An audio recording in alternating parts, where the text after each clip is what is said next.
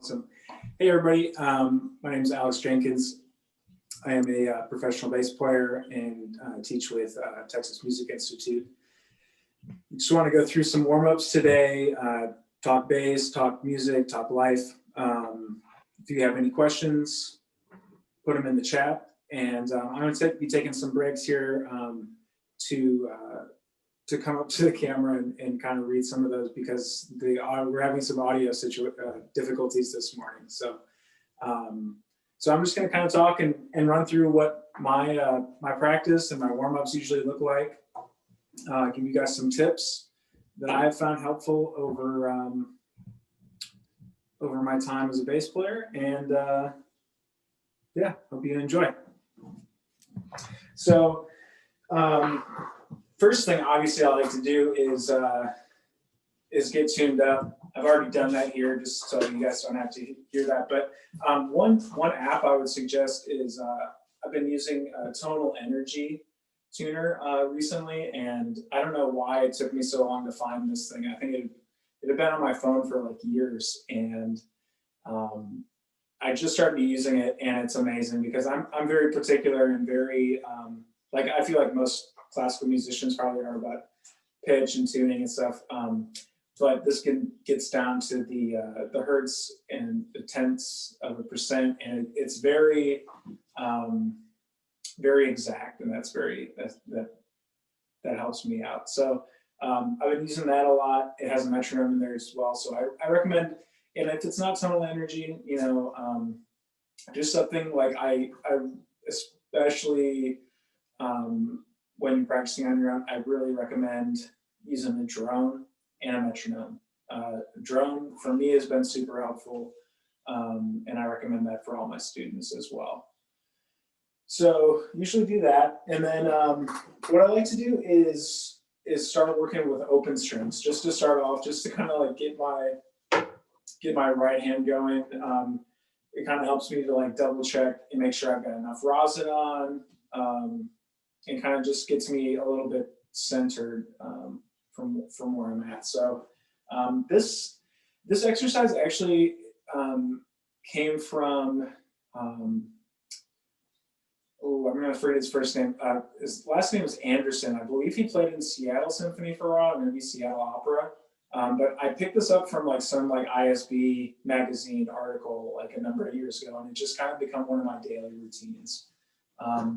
So what I usually do, I'll put a metronome on like 40 or 50 and just do long tones, really, really simple, but focusing on my bow changes. Yep. And just kind of getting used to the sound of the bass. I might mess with the dynamics. And then I'll just switch between the strings and just kind of get used to like having that pulling a nice big open sound. And I kind of go through that methodically. I'll do about 4 clicks at 40, 6 clicks, maybe go up to 8 clicks. And then what I do is I end up doing string crossings as well. So I'll start on E, and then go back down.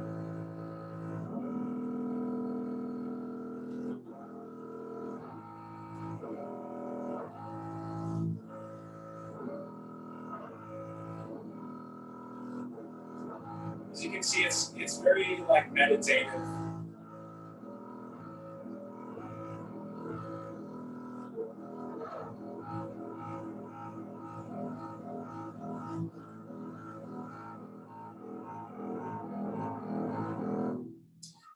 So you do that, I do that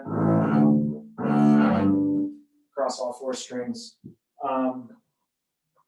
And, you know, like I said before, it kind of gives me a chance just to focus on my sound and evaluate. Let's see if I lost my rag here. No, I'm sitting on it. Evaluate how much rosin I've also got in my bow, and how tight my hair is and my contact point. And just kind of, you know, it takes my left hand out of the equation. So it just makes everything, like I can just focus on just the right hand. So right now I'm feeling like I might not have enough rosin on the bow. So I'll fix that. And to be a complete bass player right now, I do want to talk about rosin a little bit. And so I was actually thinking the other day, we only change our strings like usually about once a year is probably safe, but a lot of us don't. At least I don't. I always forget that changing your rosin often is very important. Like I'll go for months using one cake of pops and just like not even think about it. It's not something that I'm used to. But what I've started doing recently, since quarantine started, I've been getting a cake like every month, every 2 months, and it's been huge. It's been really great. A lot of stuff that I like spend a lot of time on getting frustrated with literally will be solved with just a fresh cake of rosin. So I encourage younger folks out there watching to it's like $10. It's like think of it as like a rosin subscription service. So remember, use your rosin. It's there for a reason. It is helpful. Okay, so I do my open string warm-ups. And the next thing I do, I picked up from my teacher at Juilliard, Al Laszlo. And it comes out of this book. I don't know if it's commercially available anymore, but it's just called Double Bass Workbook. I don't know if y'all can see that. But it's just what it is permutated chromatic scales. And so for me, I like to do everything very methodical. So like I focus on my right hand at first to get warmed up. And now it's more, I want to focus on my left hand, get my left hand warmed up, getting, figuring out where all the notes are sitting today. And so what I'll end up doing is I put my drone on, put my metronome on. Sometimes not, depends on how good I'm feeling. If I'm feeling like a little rusty and I need to get my ear tuned up, I won't put the metronome on. I'll just focus on the sound, focus on my pitch. I might, if I'm feeling adventurous, I'll put my tonal energy, analyzer on and see how well I'm staying in that, that hospitable zone of being in tune. So it sounds a little bit like this. So I'll usually start on low E, my lowest string. So that way I'm getting every note on the fingerboard. I'm playing every single note that I will most likely play in a day's practice. So do one octave.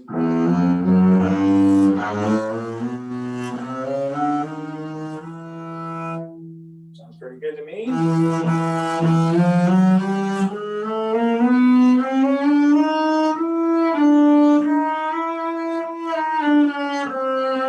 I'll go back down, right? So that's kind of just to get warmed up. And then what I'll end up doing with that is I'll add permutations. And we can go into this later. It's something I use in my practice and I recommend all my students use, and it's something that I teach very heavily. And I picked it up from Al Laszlo. But basically what is, you just use different rhythms. You apply different rhythms to what you're playing, whether it's chromatic scales or excerpts or solo work. So for instance, I might do,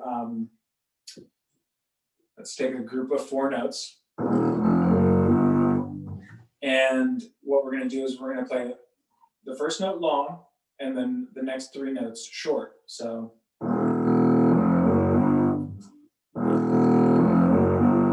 and then continue on.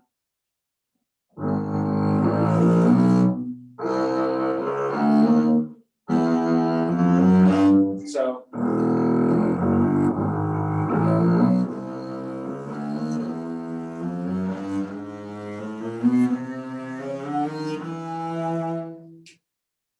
and so we'll do something like that, and then the next variation is short, long, short, short. So you're basically just switching the emphasis to different notes within the slur. And then this will also work if you're playing separate, you know. And that's another thing that I'll usually do after a couple of these slurred permutated chromatic scales. I might do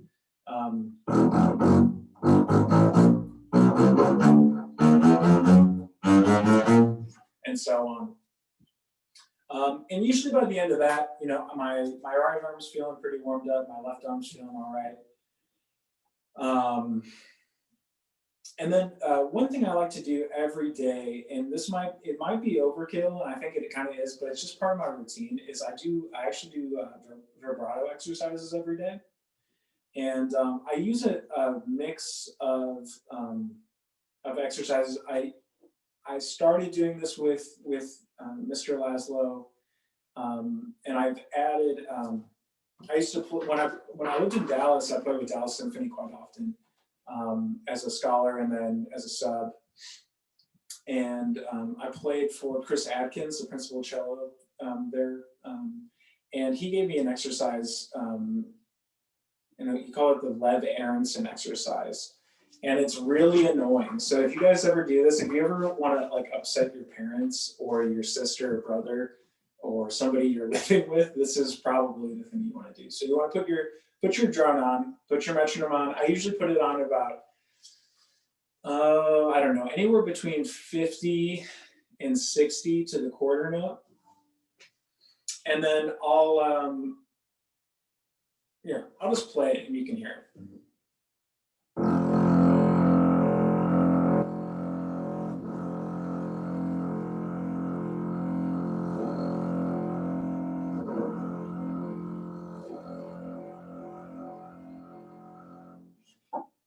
Super annoying. And then you do that for 3 octaves, believe it or not. But you know what happens is, like, after you're done getting through that exercise, it's like your left hand just feels great.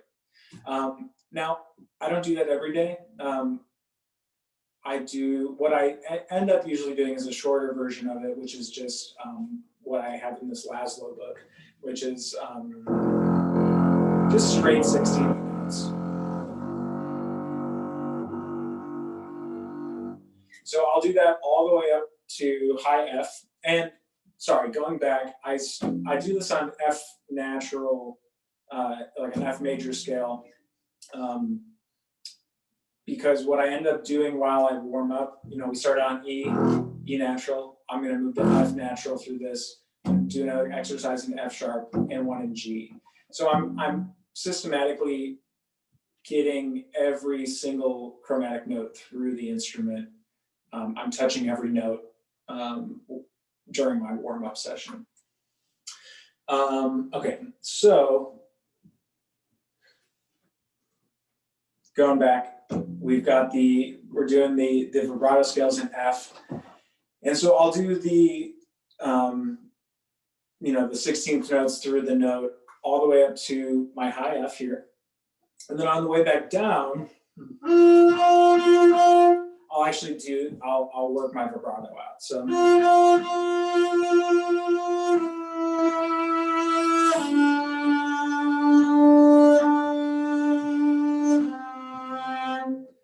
I'll do vibrato all the way back down. That way I'm kind of practicing it and testing it within the same thing. So I'm trying to making the warm up as efficient as possible.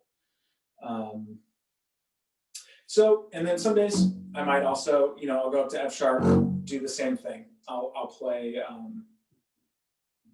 through my vibrato exercises in F sharp major. The other thing I do is, I don't know how many of you guys have these books, but they put out by Hal Robinson a number of years ago, Boardwalking and Stroking. And you can get these books from Robertson's. Order them online. They're, I don't know, like $10 each. They're really cheap, and they're some of the best best H2 books out there. They've got pretty much everything you need to be a solid bass player. What I end up doing is taking a little bit from Boardwalking. I take the arpeggios from Boardwalking at the end of the page here. So he breaks it into major, the subdominant, augmented, minor, diminished, and seventh chord. And I kind of run through those. I run through those arpeggios as well after I do my vibrato exercises. So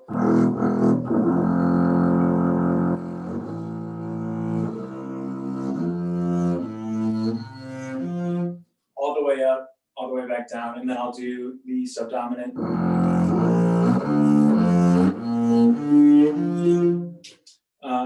Augmented minor, like I said. And that way, you know, I've got my scales, I got my arpeggios down, and usually by now I'm feeling pretty good. And if I have the time, what I end up doing is I'll go through really slowly. I'll go through some Bach. I find, you know, it just, if nothing else, if I can play a little Bach every day, that's good enough for me. You know, like it kind of grounds me. It's like not only musically helpful, but it's just like mentally helpful. You know, it especially if I'm like getting ready for auditions or I've got something else going on, something stressful. It just, you know, it's like kind of helps me center and just makes me happy, I guess is what I'm trying to say. So, you know, I often won't even, maybe I'll put a drone on, no metronome, and I'll just go through something really slow. And it might, like this morning I opened up to the third suite, and there's, I love the Courant from the third suite. I've gotten it up to speed a couple times, but something I like to do is just, like I said, just go through it really slowly. So I might go.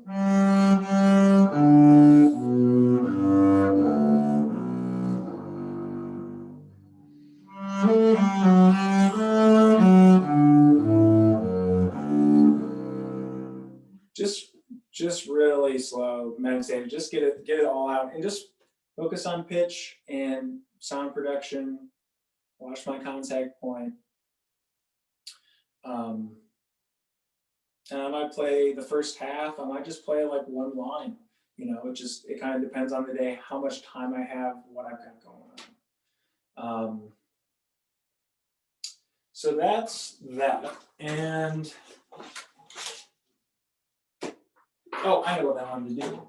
I wanted to also demonstrate, if I wanted to get that Courant up to speed, what I've done in the past, I want to kind of go through permutations with that, because that might make more sense than permutated chromatic scales, or seeing something with actual music. So I basically think of it in cells. Like we've got the first cell, the first bar is 6 notes. So I'm going to do 6 note permutations.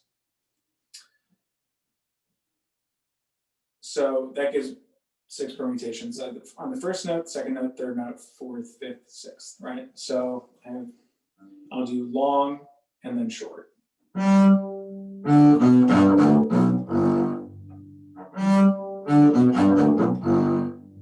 Then I'll move on to, you know, I might spend more time on that metronome drum, making sure it's exactly how I want it, but then move on to the second permutation.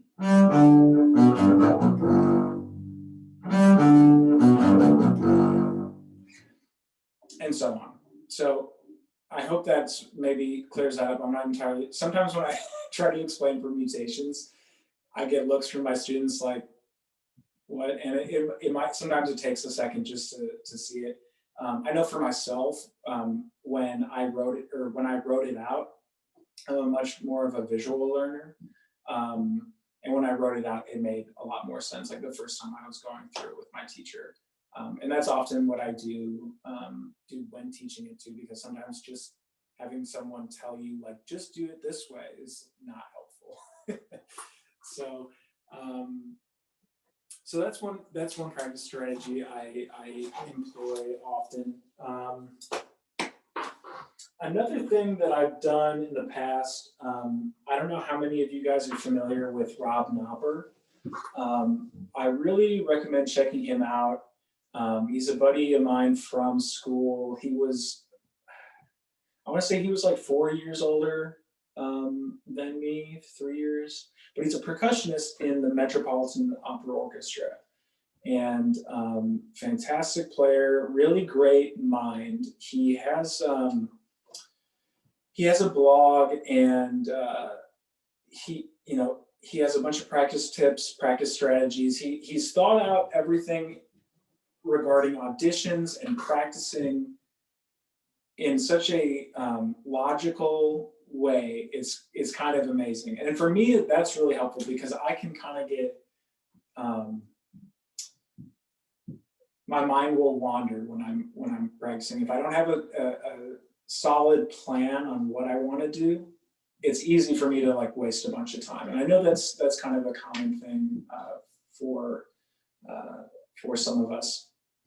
But what Rob has done is he's boiled it down to a science. So one of the strategies that he talks about, and I'm blanking on whether or not there's a name for it, but essentially what you do is you take the piece that you're working on. So let's just use this first measure of the Quran again as an example. And you actually, you work from the end of the measure to the front at tempo, even if it's like your first day. So actually, let me use the last two bars actually of the Quran to show exactly how I would do it. So the last two bars sound like this.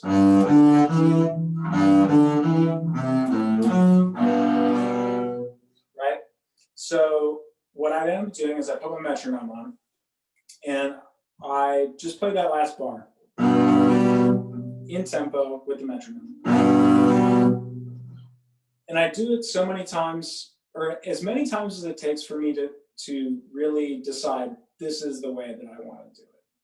So, you know, I can play it as a chord, or maybe I'll like it, or I have to make that decision, but I play it enough times at tempo where it feels comfortable, right? And then what you do is you add just the previous note. So you do that enough times where it feels comfortable. You know exactly how your right hand feels, exactly how your left hand feels, where the pitches are at, the phrasing even. And then you add the note before that.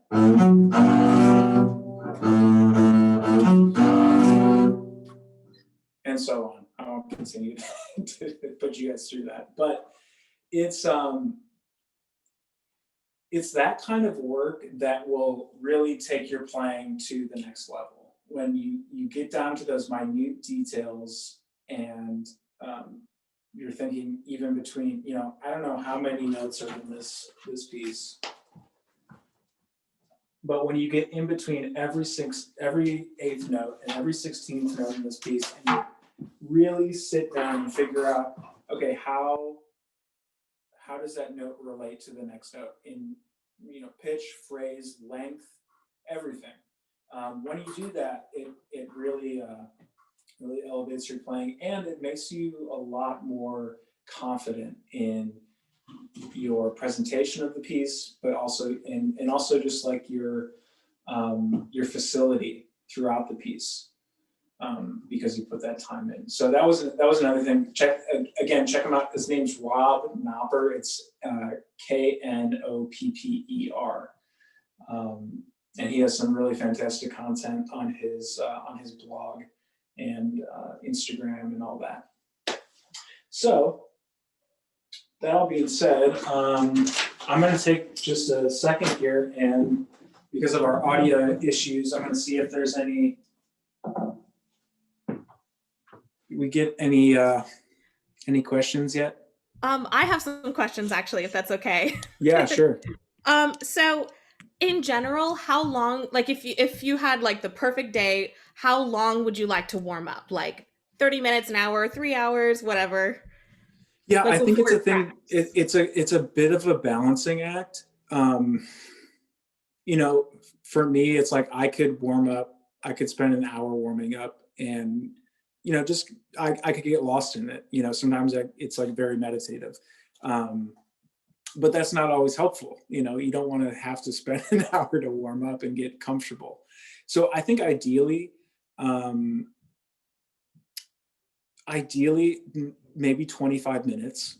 One thing I've used in the past is the Pomodoro timer, which is, or maybe it's Pomodoro technique or Pomodoro timer, I don't know. You can find apps for it or just use a regular timer. But you set timer for 25 minutes, and then you take a 5-minute break. You work on something for 25 minutes, 5-minute break, 25 minutes, 5-minute break. And I think after like 3 or 4 rounds, you take like a 10 or 15-minute break. And for me, that's been really helpful because it helped, like I said, I need structure. Otherwise, I'll just, I'll spend the whole day doing nothing. Well, doing something, but not getting anything done. So yeah, I would say, going back to your question, 25 minutes is probably ideal. And I can generally, if I don't do the box stuff at the end of my warm up, I can pretty much fit that in 25 minutes. Very cool. Thank you so much for answering that. I'm Yeah. definitely going to look that app up. That sounds so useful. I also Yes. have like Yeah. also need like structured breaks, so that's great. I will definitely look Mhm. that up. And I have one more quick question. So you were talking about Bach. What's your favorite Bach to play when you're warming up? I think it kind of changes. One thing I've been doing recently is I go through the second suite. The second suite is probably between the second and the fifth suite. Those are my 2 favorite, but they're also really pretty nasty on the bass. So for me, kind of doing them on my own in private, just slowly going through and like really, kind of like the stuff I was talking about in the warm up, like just going through like that. I really enjoy playing through the prelude of the second suite. But I would say the thing that I probably play the most often are the berets from the third suite, which is like a very standard bass audition excerpts. Are kind of like the middle of the road Bach for auditions. So that's usually what I end up spending most of my time on. So cool. Well, I thought also I could go through some warm-up books that I use, some things that I've come across over the years that have been helpful.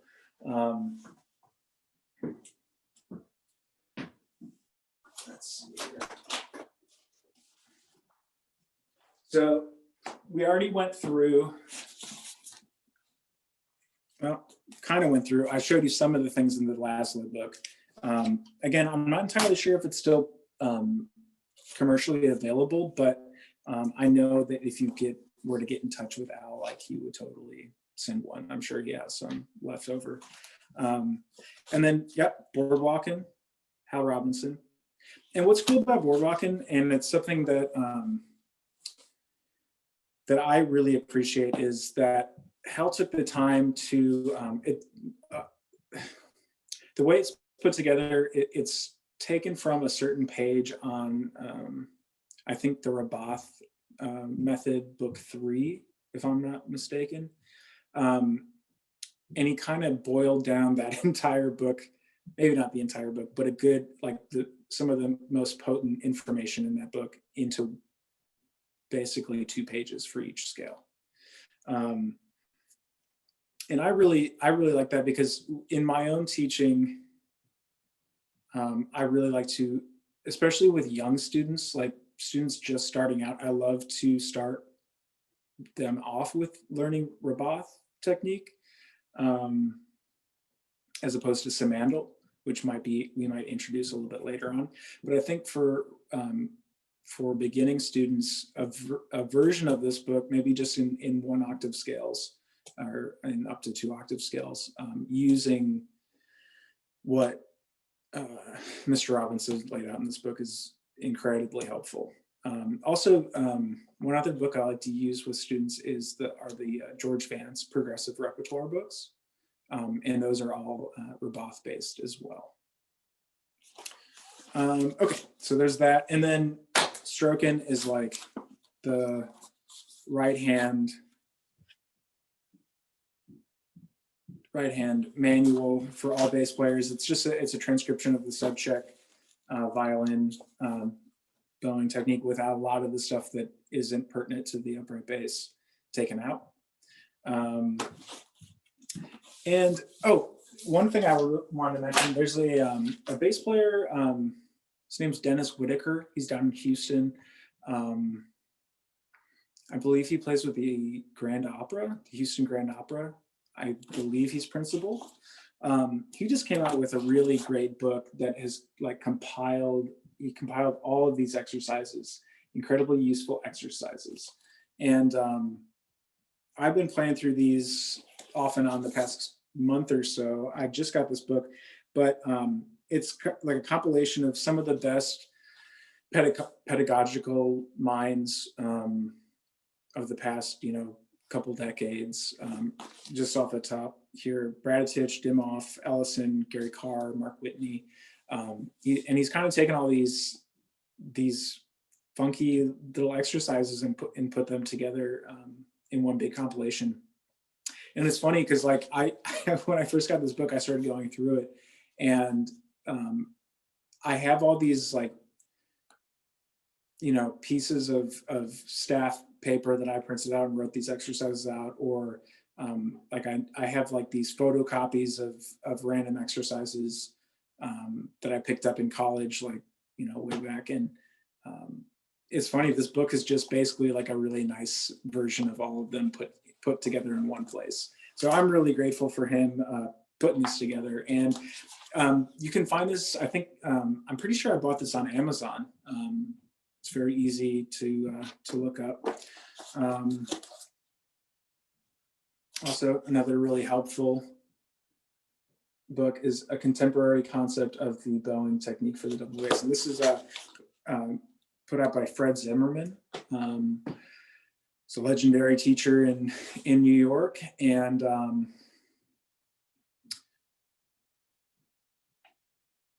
I find it really helpful for orchestral excerpts, particularly stuff really strokey stuff like Mozart 35, Beethoven 9, Beethoven 5. It's kind of one of those things where it separates your left and your right hand. So it's a lot of open string. It's all string crossing exercises basically. And especially for my high school students, I love starting them off with this because I remember as a high school student not having a whole lot of structure or instruction on how to separate practicing with my left hand versus practicing with my right hand. And what this does is it takes everything, it strips everything down and boils it down to its, the most common denominator, or I don't know if that's the right term or not, but in its most simple form. And you just start with that, and it's really helpful. Sorry, my dogs are going nuts in the other room. And it's the one thing I love about all of these excerpts. When I was kind of going through my library, thinking of what I could talk about in this. It's funny going through and finding all these books and stuff, and it's funny. It's almost like each one of them I have memories attached to each one of these either etude books or exercise books. I know I didn't bring it up, but when I was in college, I went through all the belay books. It's a big Tim Cobb thing. And I pulled them out today, and it was just like flashbacks to sophomore year, like being cooped up in a practice room trying to figure out how to play in tune. But let's see what else. I figured I could also maybe talk about what it's like to play in a professional orchestra. So when I was 25, I moved to Dallas, Texas, and I auditioned and got this position. It was like a new position that the orchestra had created. It's called a Jaap van Zweden Scholar. And basically, I got to play with the orchestra once or twice a month and do outreach and take lessons and kind of just, it was kind of like it's like what they do in Europe. Why am I spacing on the name? Like a academy. It's an academy. It's basically an American academy program. And so I did that for a couple of years, and then I became a sub with the Dallas Symphony, and eventually I was offered a 1-year contract. So I think the 18-19 season I played with them full time, and that was a really interesting year. It was it was a really good learning experience. Because while you're in school, you have this goal of playing in a professional orchestra. Well, I assume most bass players do. Other instruments probably have other options. But for me, when I was in school, it was like that was the holy grail. That was the gig to end all gigs. Play with a professional orchestra. But it's funny how different that experience is. Because when you're in school, you're playing. I think at Juilliard it was like we gave a concert every couple months, I want to say, and we spent maybe a week to 2 weeks in rehearsal for it, I think. But that was one of the biggest changes was, or biggest things to get used to was, having a full concert, having 3 rehearsals and then 4 performances, and then having a day off and doing the same thing for, I don't know how many, 3/4 of a year. So I think that was the biggest challenge for me personally, was just, getting all that rep under my fingers and showing up and like really, not, being part of the bass section, fitting in, personally, professionally, with my playing personality, because there's a whole load of things that go into playing in an orchestra that, when you're in school, you don't think about.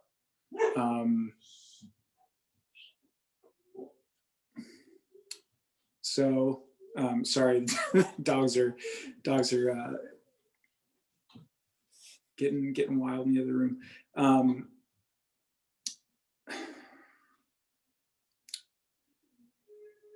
But yeah, doing it in and out every week was really difficult, but incredibly rewarding. Because it just really there's no way for it to not elevate your playing. You're playing so much. You're getting used to playing with the same folks, the way the section works, the way the orchestra works. It's a little bit different every week with conductors, different visiting conductors and stuff. But yeah, it was a really, really fantastic year for me. Kind of, getting my feet wet, doing that full time. And of course, actually, in the year prior, I was out in playing with the San Diego Symphony as well on a 1-year contract. And, it was a kind of the same deal out there. It was, it's like a crash course in being efficient and with your practice. because the turnover and learning all the music is, it turns over so quickly. So,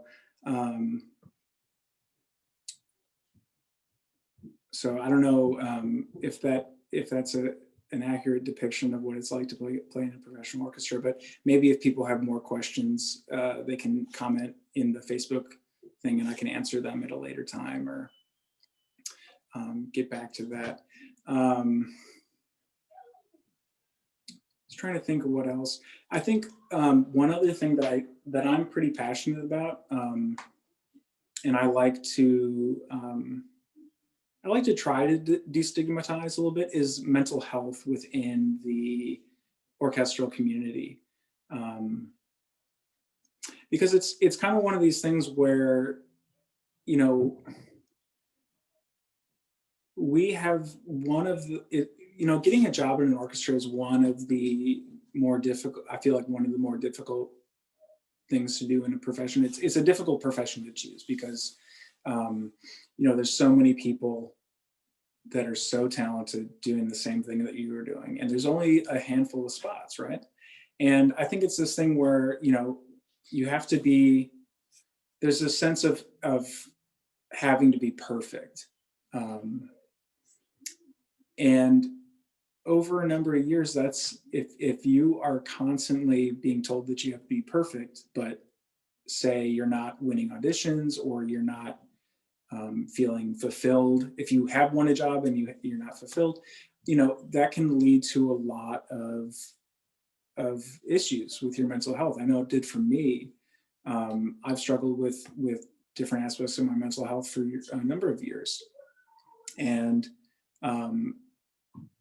one thing, it's funny, it's like you have to treat your profession like it has to be at least for me, it has to be a holistic approach. I have to keep my body healthy. I have to exercise. I have to eat well. I have to, I meditate. And through doing those things, through treating my body correctly, I'm able to keep my mind healthy, my body physically healthy from, playing an instrument that's far too large for my body type. But, it's one thing that I do wish, talking about mental health, that is, I do wish was more available or, I don't know, destigmatized within our profession, because myself included, but I know a lot of folks that, it's tough. It's a tough career choice, but it is incredibly rewarding. It's the best thing I've done with my life. I'm very happy being a professional musician, but I do feel like it is, it's important to be open and talk about what it's really like to be a professional musician. And I think the earlier, talking with students about that is important to, hearing from someone who's been there and experienced what it's like. It's important to communicate that. Oh, and the other thing I wanted to talk about was, for me, as much as I love playing the upright bass and classical bass, I do find it really important to diversify, I guess, your musical experiences, whether that's just by listening or playing. I don't know if you guys can probably see there in the background a little bit better now. But I like to play electric bass as well. When I lived in New York, I did a lot of recording. Played with a bunch of different bands, from stuff that was like kind of bluegrass, indie rock, folk stuff. I did a lot of session work with a company out in Brooklyn, and it was something that for me I found to be really rewarding, and it kind of helped inform my classical playing a little bit, because playing in a band or playing in a non-classical ensemble, you have to have such a different vibe as a musician, and your feel has to be a little bit different. And being able to relax, at least for me, it's like being able to relax a little bit and kind of take that part of my playing and I don't know, bring it over to my classical playing was and has been very helpful. It's also something where it's just like I like to break up my focus on my classical stuff with, I'll go and pretend I'm a rock star one day or something. I'll lay down some bass lines on my electric bass into my computer and mess around with it and make myself sound better than I am. And it can be really fun. So I would recommend, if and I know for like fiddle players, or violinists, it might be like learning how to play like a couple fiddle tunes, or I know a lot of brass players will double and play jazz, and I don't know. It's something that I really enjoyed, especially when I was in school. It was a good, I don't know. It was a good dichotomy for me, just to have the very strict classical playing, and then the kind of wild rock band,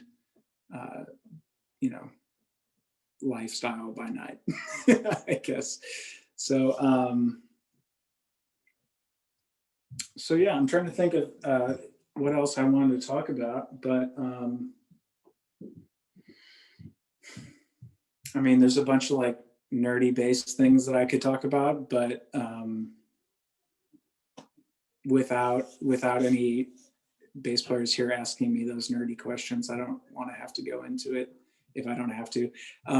But like I said, if anybody's watching this later as a VOD, write down a comment, and I'll try and answer it when I get it. Awesome. I do have one last question. So why did you pick the bass, like as a kid? Yeah, that's a funny story. So I originally, when I was in 5th grade, I originally picked the viola, and really didn't like it. Just had a really bad time. And so I learned viola, but I played it until sixth grade, and then about halfway through the year, my teacher asked if we didn't have a bass player in the orchestra. My teacher asked, hey, does anyone want to play the bass for this? We need a bass player for this concert. And I was kind of, smart aleck, like class clown kind of. And me and my buddy used to just sit in the viola section, and like we'd put pencils in each other's like F holes, and like we were terrible students. They're kind of, yeah. But so as a joke, I raised my hand. I was like, oh, I'll play the bass. And then they gave me a bass, and I got like a half an hour lesson from the teacher after the class, and kind of just grew from there. I started playing electric bass. I started playing in jazz band. And then I guess one of the best things that pretty much the reason I'm here talking to you today is an experience I had when I was 15. I went to a fine arts summer camp called Blue Lake Fine Arts Camp. It's kind of like Interlochen in southern Michigan, and they had an international orchestra tour the following summer that you could audition for. And I had like no business auditioning for this, but I did, and they told me I could go, and I was like, okay, sweet, like I'll do this. And I was fortunate enough, like my parents we were able to raise some money and to get me out there. And it was a month-long tour. It was like really intense. I was 15 years old. And during that time, there was a girl that was the concertmaster and playing the Tchaikovsky violin concerto on the tour. And we started dating. And, you know, at the end of the tour, I was like, man, like I can like, you know, hang out with girls and play music and go and tour around like Europe and stuff. And wait, people do this for a living? I'm like, yo, sign me up. Like, let's do this. So I got home, I got a teacher. I started taking the bass seriously. 2 years later, I ended up going to Walnut Hill, which is like an Interlochen for high school students outside of Boston. And I went there for a year and then got into Juilliard the following year. And so it basically just started as a joke. And then there were some teenage hormones involved. And then now I'm a professional bass player. It's basically how it happens. But no, I'm really grateful for all of those experiences. You know, looking back on it, it seems like somebody else's life. In a way, it's like, it's funny to look back over the past 15 years or so and I don't know, reminisce, I guess, I don't know. But yeah, I was 12, thought I was funny, and here we are. I think that is the best origin story ever. I love it. Yeah. I don't think anybody can top that. Yeah. Well, awesome. Thank you so much for joining us today. We're so thankful to have you and have you at Texas Music Institute. Even if you're not in Texas right now, we're just so thankful that you're part of our school and are doing this today. Thank you Of so much course. again for doing this. Happy to be here. I love teaching. You guys have a great school, great thing going on. So yeah, grateful to be here. Happy to be here. Very cool. Well, thank you so much. I won't take too much more time of your day. Anybody watching, if you're watching this afterwards, like Alex said, you can leave any comments or questions in the comments and we'll relay it and get that answered for you. So Awesome. Thank you very much. I hope you have a great rest of your day, Alex. You too. Good seeing you guys. Bye. Bye.